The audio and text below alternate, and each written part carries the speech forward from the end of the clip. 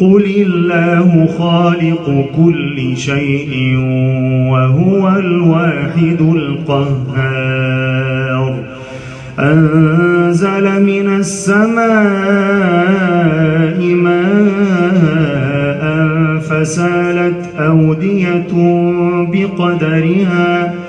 فسالت أودية بقدرها فاحتمل السيل زبدا رابيا ومما يوقدون عليه في النار ابتغاء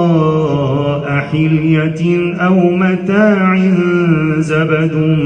مثله كذلك يضرب الله الحق والباطل فأما الزبد فيذهب جفاء وأما ما ينفع الناس فيمكث في الأرض كذلك يضرب الله الأمثال